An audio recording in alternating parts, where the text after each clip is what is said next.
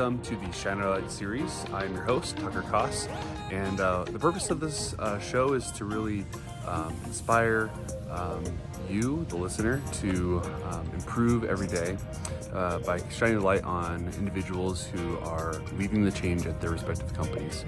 So hopefully you enjoy the show. Please share it with others, and let's get into it.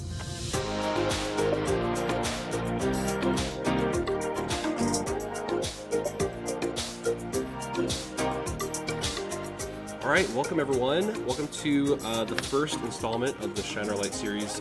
This is going to be something that we're doing hopefully monthly, kind of spotlighting people who are doing some improvements within our community, within our network, and as a way to kind of learn what they learn through improvement and hopefully inspire us to also improve every day. With us this month, we have Jenna, who actually has been interviewed before. Jenna, why don't you introduce yourself, and then it's a small enough group, we'll go ahead and do some introductions around the room as well. So Jenna, maybe name, let's do name, what you do and where you work, and then for fun, what hobby is bringing you joy right now. Okay. Hi, everyone. First of all, Tucker, you did not tell me I was the first one to do this, so Thank you for that. I'm Jenna Schaefer. I work at Nordstrom in accounts payable. I've been there since 2011, all in AP. And I have 2 little children, and so I have no hobbies for myself other than that. Well, thank you for sharing. Okay, let's get into Jenna's improvement. So Jenna, before we get started on what you improved, I like to do kind of a time travel into like what life was like before your improvement. So what was the process before? How was it working before you made improvements? Yeah, so a little bit of context. Last September, I was managing the vendor relations team, who we had been working really closely with Koss that a couple years prior, because we were in a really bad place. And so up until last year, I was on that team. And then there was a reorg that happened. And I was moved from that team of 12, who are a little bit more senior, employees, to a team of 22 entry-level employees on the Invoice Processing team. So the team I was on was vendor relations, and they were responsible for answering, researching, communicating with our vendors. The team I currently manage is Invoice Processing, and they are responsible for when a supplier sends us an invoice and our DC scans in a receipt, 98% of the time our system can match that. The 2% fallout is what the Invoice Processing team is responsible for, researching and matching and creating those chargebacks to our suppliers. So when we first moved over, the first thing I did was take time and do a one-on-one with all 22 employees. Our volume was about 26 million past due. At that time, under 50 million was our goal. It exceeded the goal. They were kind of happy where they were at. But from my experience, I started in invoice processing in 2011. So I've been through that, and I was really close to the business. So I knew we could do better than that. So when I came over, the main theme that I was hearing from everyone was they work this one massive report. And all of them were really, really, really focused on their units per hour. It was less about what needed to get done, but how quickly they could do something is what their performance was based on. So that was a common theme that raised some flags for me. And then another common theme across the board was that a lot of POs in that massive $26 million spreadsheet that they're just picking through weren't actually workable. So they would pull something up from the spreadsheet, plug it into our matching system, and then for whatever reason it wasn't workable, and they would have to kind of throw that away, not make a note or anything, so the next person can come along and pick the same one and have the same issue. and just continue to do that over and over and over again. So there were some issues that my assistant manager and I quickly were like, okay, we need to try to solve for these, because we're finding that some of the POs that were more difficult, that would maybe take an hour or two, are completely getting skipped over. Because why would I do that if my performance is based on how many I can get out the door? So those were some of the common themes early on that we saw. And how did you know? Because it's interesting, because I feel like most people would see a KPI like that and be like, oh, that's good. We want to be processing things quickly and get like high efficiency, right? Like that's a big buzzword in the work culture right now. So like, how did you know that was a problem? Because that sounds, to some, it might be like, oh, that's good. We want quick turnaround, right? So what caused that in your head? Yeah, that's it. Well, I could sense a lot of anxiety around it. First of all, just from the team, they were just hyper focused on UPH. And then when I looked at the data, there was a lot of old stuff. And when I would go in there to just kind of see what's going on, it was something that maybe need to be handled outside of the system, which is a little bit different of a skill set, or something that would take a little bit longer. So I was noticing that they're hyper focused on UPH, and this old stuff now the most aged is just being left because of that. So it's almost like the incentive structure was actually to do the quick ones that are easy, but might not be the most important and impactful ones, and then the poor suckers that got left dealing with the big ones are maybe looking like they're not hitting their numbers. Exactly. Okay. Yeah. Fascinating. Okay, great. So, and was that the one of the questions I like to kind of understand is what causes someone to think, okay, we got to make the improvement? Like, what gets you to that breaking point of like, we got to just do things differently? So was that the breaking point, or was there another, or what was, I guess, the point where it's like, we got to look at doing things differently? I think that was the start of it. Okay. When we were getting close to the data and asking people to match certain POs, they would ask if they could plug that in as exception time on their production reports. And then we were realizing, okay, they're completely leaving these out, and they have anxiety. And production time just means it's non-matching time on POs that they are actively matching.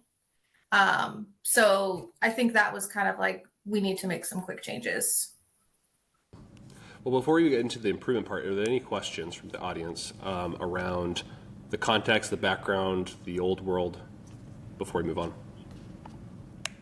How were the PO, Jenna? Was it like I'm assigned these POs, or how did I know which ones I should work on? Or was it just a free for all, people just grabbing them left and right? It was a lot of a free for all. There were people that had kind of like unofficially claimed a letter, like I like to work the letter G, so I hope everyone knows to just leave G alone. But I might just work H today because G doesn't have a lot. So there was a lot of that happening. There were people that were sorting by newest receipt when we really should be working the oldest stuff, not the newest stuff. There were people that were leaving suppliers alone because they saw other processors commenting on that supplier a lot, so they didn't want to like step on people's toes. So it was really a lot of anxiety on, not wanting to interrupt someone who likes a certain letter or who likes to work a certain vendor. So it was, I would say, along the lines of a free for all. Yeah. Good question, Nick. Other questions before we move on? I mean, I really want to know now how you started evaluating people, if it wasn't by units per hour, but I'm guessing that's the improvement that you're going to be talking about. So yeah, we'll see if that question gets answered as we go through. So let's go to the improvement. So what was the process of improvement? So before we get into like how it's working now, what were the steps taken? How did you go about making the improvement with your team? So we took a look at the scenarios of that big, massive spreadsheet, and worked to figure out where we could categorize things and what was most important to the business. And we figured out that quickly that high dollar POs were something that was high priority. We want to get those big dollars in and off of our aged balance quickly. Second to that, we came up with needing our aged, old, ugly POs to be worked. So that was a category that we've defined. We also brought in category 1 through 3, and what that means is it's pre-aged. So instead of everyone just focusing on things that are past due, we brought in a category that's okay. Let's try to proactively work these items before they hit our aged balance. And then we have a separate category for some of our reporting that never got touched. And it's more so like after the match, maybe a new receipt will come in and there has to be a cancellation or additional research done. So that has its own bucket. So it was really just like taking the work, and a lot of this experience came from VR and working very closely with you guys in categorizing the mail. So I kind of just used that and tried to transfer that into making it work for invoice processing and categorizing the different scenarios that the matches could fall into. Awesome. Okay. What other improvements were kind of made along the way? Actually, before you go, there's one question in the chat that's I think an important one. What is VR? What does that stand for? Vendor relations. So that's the team that answers all the supplier calls and emails. It's happens kind of, so the first line of defense is the invoice processing team, where they're matching invoices to receipts, creating those chargebacks. And then from that, if the suppliers have any questions on those chargebacks, they reach out to the vendor relations team. So moving on to my question around the improvement. So what other improvements were made kind of after those initial improvements? Yeah, so once we figured out what buckets made sense, we then figured out, we then met with everybody again to see what was on their plate that would take them outside of working the matches, because we have to consider that in where we're putting people in the workflow. So in that, we have those people are called floaters, because we can't really count on them to be part of that workflow when something needs to be done. They may be pulled away for their other tasks. So the people that were full-time workflow, we took that group and we, from that said, okay, how many people do we think need to be in high dollar? How many people need to be in 1 through 3? How many people need to be in aged? So now those are the workflows that we have people assigned to weekly, and that rotates.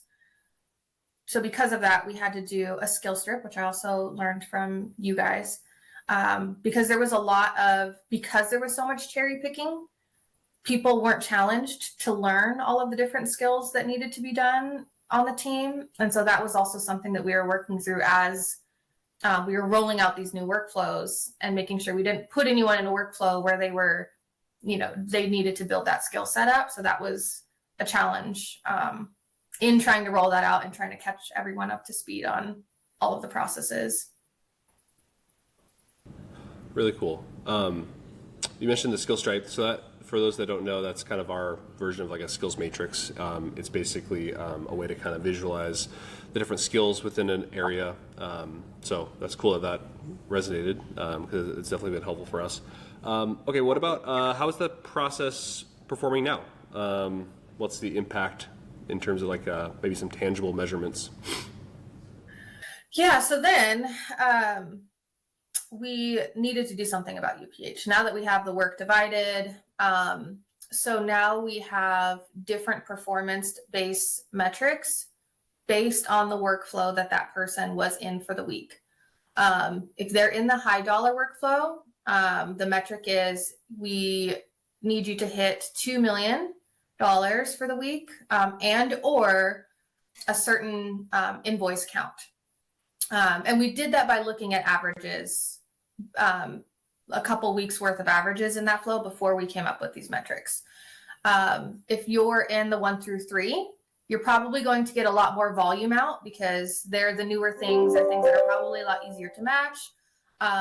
But you might get less dollars because you're not focused on high dollars. So the amount of invoices for that week is designed around the averages for what people were producing in that flow. For the aged balance one, that one was tricky because you probably aren't going to hit high dollar and you're not going to get a lot of invoices out, and that is okay. So the metric we have there is we want to see that oldest date decrease. So we just want to see that the oldest date was March at the beginning of the March 24 at the beginning of your week. And now it's, March 3rd. Really cool. One question that Sean asked earlier in the chat directly to me is, did you have the authority to change those KPI goals, or who has authority to change those expectations?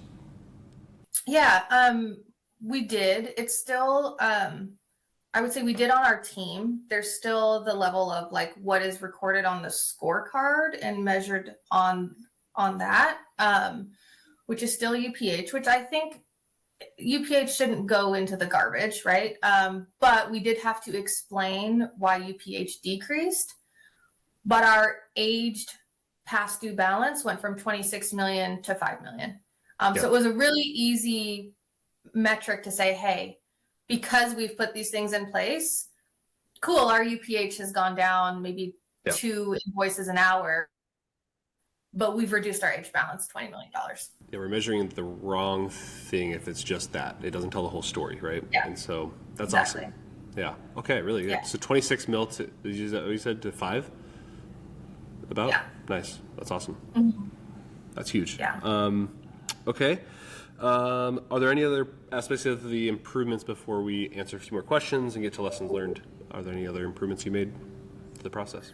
Yeah, so one of the biggest ones I would say, other than reorganizing the workload, was, and most of this came from the work that we did on the vendor relations team and just tweaking it and making it work for the invoice processing team. But we started a gatekeeper role.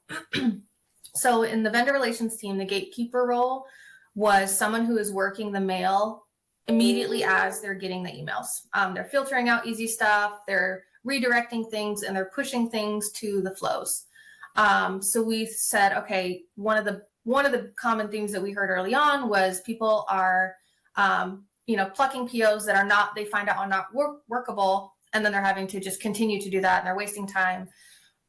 So the gatekeeper role is someone who is probably one of the more experienced invoice processors. He was in VR when I was in VR. So he has that background, and his main role, the first half of every single day, is to go into that report, find workable POs, and push them into the individual flows. And the teams know that if David has pushed a PO to your individual flow, that's priority, because that is a workable PO that's already been vetted versus them going into their spreadsheet. Really good. And that has been an incredible change. Yeah. Is that just done like via like email folders, or how do they Right now it's team chats. Okay. Each flow has a team chat. We just change the users each week in the chats for the rotation. And that rotation happens weekly, you said. Is there is the whole team switching, or are they just how are you managing, I guess, that rotation? What does that look like? So I have our trainer managing that schedule based on where the volumes are at. So sometimes we have 4 people in the high dollar and 3 people in a different flow. Sometimes that switches. But it really is kind of just, it's not like a specific rotation where, next week you're in this flow, then you're in this one. It's a little bit more kind of sporadic than that based off of different people's needs. Awesome. All right. I think now's a good time to focus on lessons learned. So what are some things you learned during this process, and not just you, but the team? What are some kind of takeaways? Yeah, I think they had a difficult time at first just because we are their new managers. They really, really, really had a great relationship with their previous managers. So coming in and trying to balance that, along with all of the need we see needs to happen pretty immediately was difficult. And I think there definitely was some hesitation on us in the beginning. But one of the lessons I learned, I think one thing that really helped them get more comfortable is having those one-on-ones, even though they're a large team. Having 22 one-on-ones is a lot. But that really, really helped build the relationship. And that helped the change management piece of it, because they were understanding where we were coming from. And it was really based off of feedback that they had given us, not things that we think we know better than them. So that was one of the bigger impacts, I would say, is just listening. Yeah, that's huge. I recently, within the last month, moved to be our interim shipping lead. And I found myself in a similar spot where I had been a leader in other areas. I had a lot of experience with flow. I was put in there because there were a lot of broken processes and it needed to be switched. Like, a lot of things need to be fixed right away. So there's a lot of like parallels between our story. And one of the first things I did, unfortunately, the person I won over it was her last week. So like, she walked out, she was already planning to go out the door, but I asked everyone, like, what are the pain points? What makes each day suck, kind of. And she said, honestly, the biggest frustration is the ink in my date stamp is dry. And I have to like reapply ink every like 5 uses.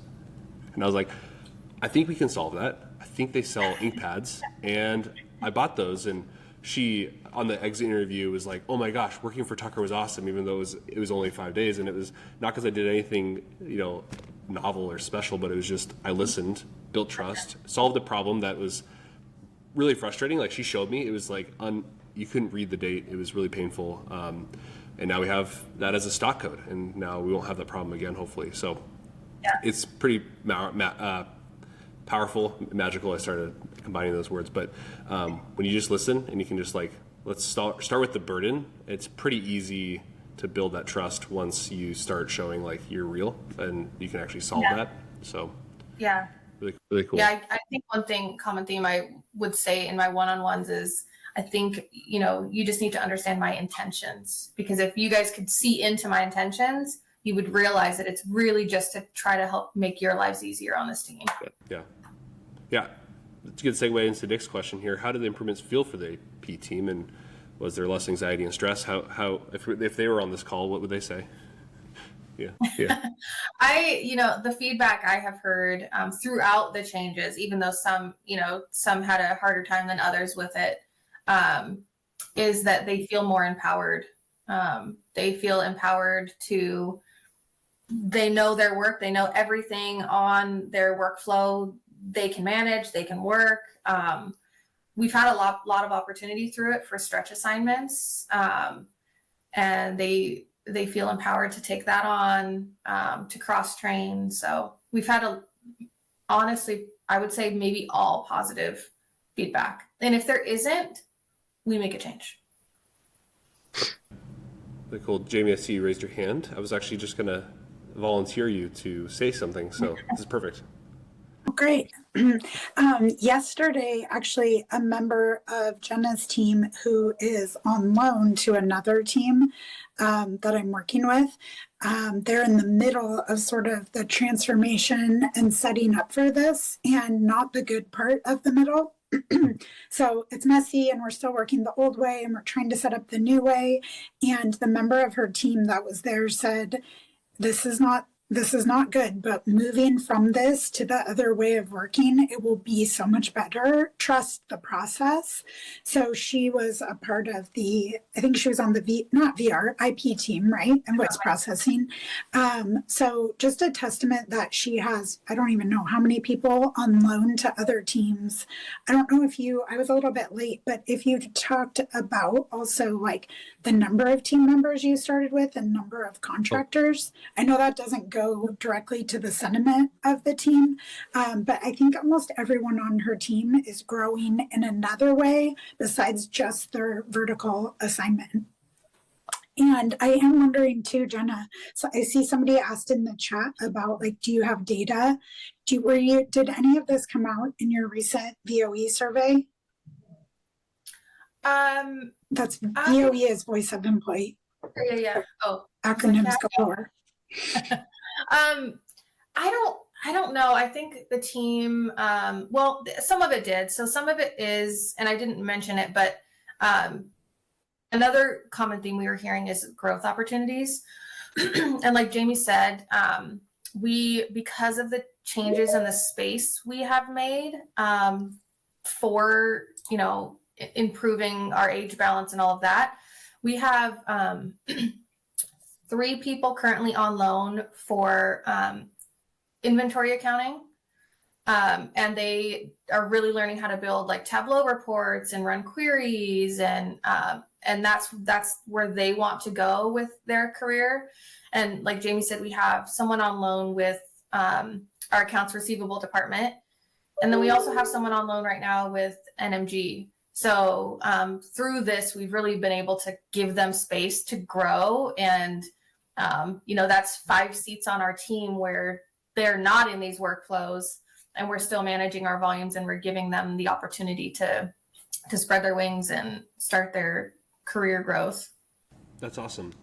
I'm a big believer in needing to feel what it feels like to work in flow, and I think people that experience it, like you have, Jenna and Jamie, and a lot of people on this call, actually everyone on this call, we've all experienced that flow. So it's really cool to hear that you intentionally are actually spreading that message, spreading that experience to even across into NMG, which is the merchandising group, if you don't know that acronym, guys. And that's huge. Was that intentionally part of the strategy, or is that just a happy accident where it's like, oh, they need people, we're moving people around? How does that work? It was a happy accident, I would say. We're in a place where our volumes are manageable and our workflows manageable, that we're able to give people the opportunity to shadow and be on loan for different teams. So it was a happy accident, I would say. Really cool. I have one more question, then we'll open it up to anyone else. Jamie, you had mentioned how the other team is in the not so fun of moving to flow. I like to say that like if you want to find problems, just move to flow, and then they're going to be like overwhelming because they're just in your face, right? So there is this curve of pain, and I think that unless you know the trade-off and like how it's going to feel at the end, oftentimes people get stuck and just run back into the old world because it's like scary out there.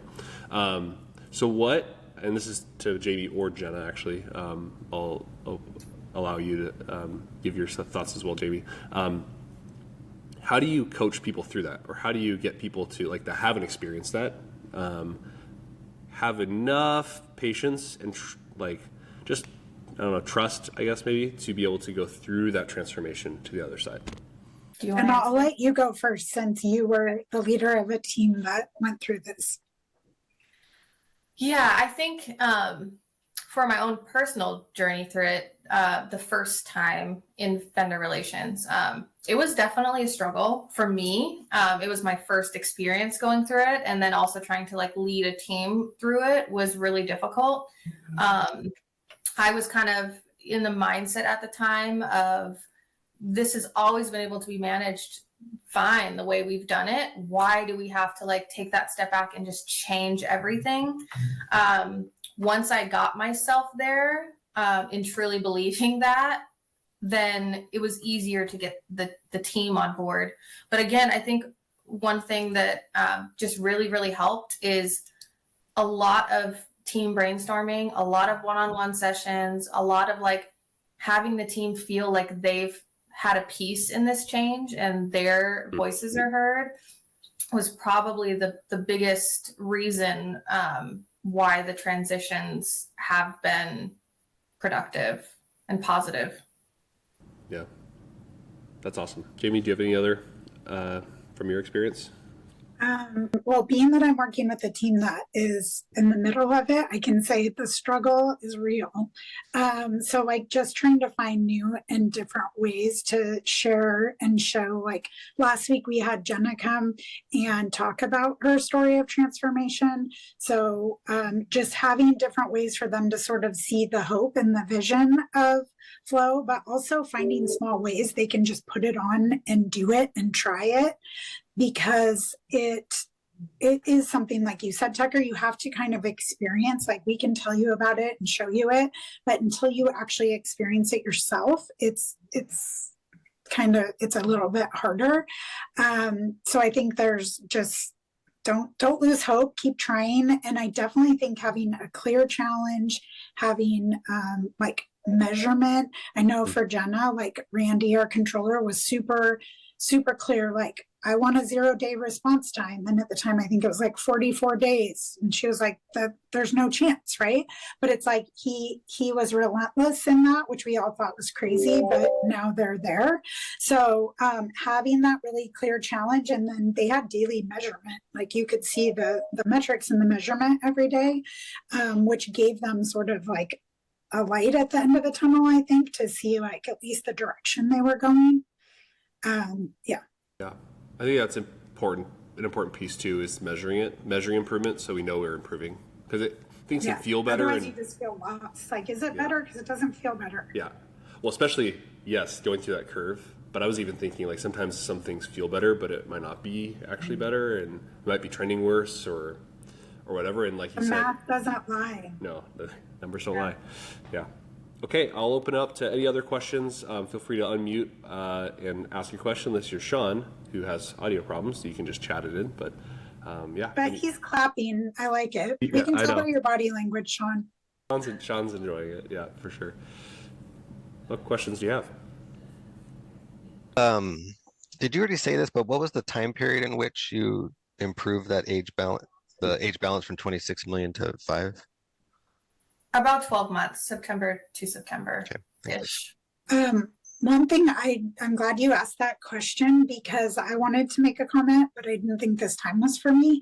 But as Jenna was sharing that story, the leaders who led the team before her did work on improvement efforts with that IP team as well. Invoice processing, sorry for all the acronyms. And they actually made improvements that the original balance, I don't even know if I should actually say out loud, but it was over 100 million. I think it was actually over 200 million. And so the improvement that they made to even get it down to 25 million, I would say, was multiple initial rounds of improvement. And then what I just learned on this call today from listening to all of you was Jenna coming in and truly taking that last part and changing those metrics and moving it, took it even down further.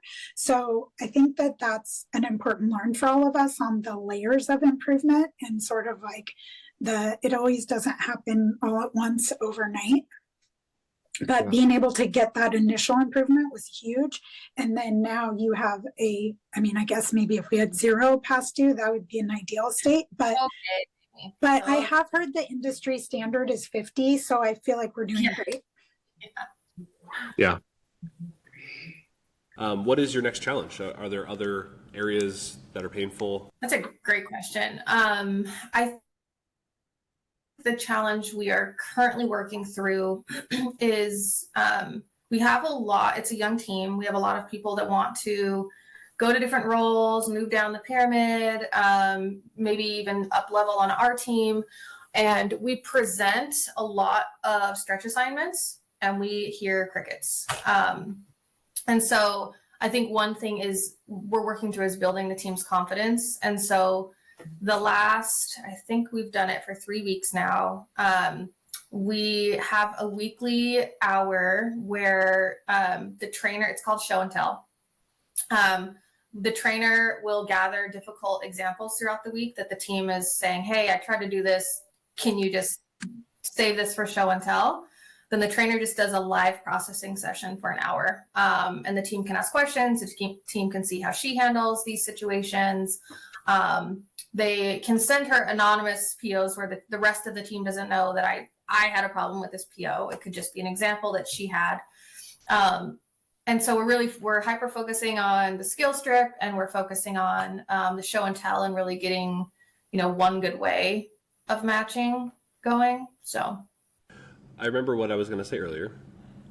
And that is maybe more of a comment or an observation, but it's the I think there's a huge value in rotating leaders through areas to give those fresh eyes. So like you had said, Jamie, the original leadership team got it from a large number that's an embarrassing amount to something more manageable.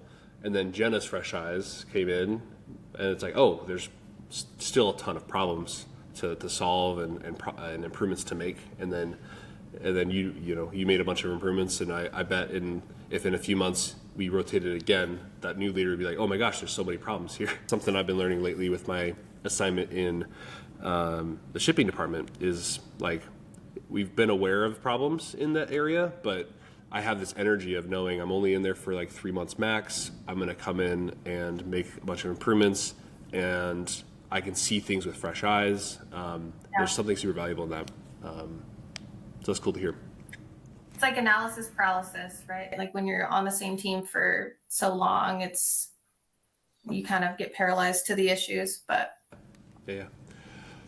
One more question I have is, if looking back, is there anything you would have done differently if you were to do this again? So is there like any missteps or things that you did later that you were like, oh, I should have done that earlier, or anything like that?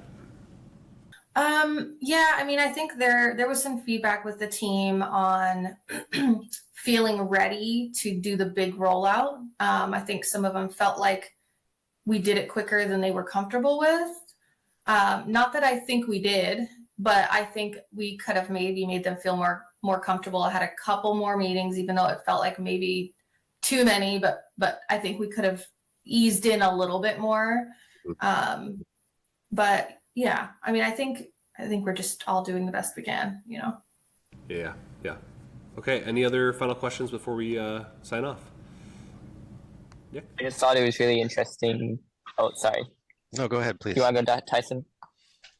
I thought it was interesting, Jenna, how you identified kind of, even within invoice processing or PO matching, there's different skill sets with the different processes. Like there's the skill set of just plowing through the ones that are pretty like straightforward as fast as possible, and then there's more like the complex, like diagnosing what's going on with the ones that everyone has kind of avoided because they're so complex. And I think that was really smart to divide those processes, because otherwise if you tried to have the same person doing both, it would be like really uneven throughout the day. So if I come in to the day knowing, hey, I'm going to be doing these really complex slow ones, but that's okay. That's a lot different than I'm just humming right along and then suddenly I hit this big roadblock. So I think that was smart to divide those up like that. Thanks, Nick. Tyson? Not a question, just a comment. I just think it's so cool, like hearing the story and hearing how you thought about like identifying a problem, scoping it, how might we solve it, root cause. Like this is all just this is a toolkit, right? And we all use it, or we're striving to use it like more often and more effectively. And I suspect that's, Tucker, one of the reasons why these calls have started. Mm-hmm. But I think kudos to you guys for hosting this time and setting up the space to like hear success stories, hear what they could have done differently. I just think it's a super cool venue. So thanks for putting it out. Yeah, you're welcome. Thanks for joining.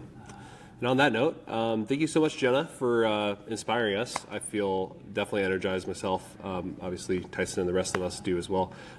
We will be hosting the next one in November with, I believe, Liz from the Nordstrom team as well, starting off Nordstrom Heavy. And then actually December, we're going to be interviewing 2 former COS interns who were with us for a season of their life, and one a long time ago, or kind of a while ago, and then one kind of more recently, but just kind of hearing kind of how their lives were impacted by the work we do.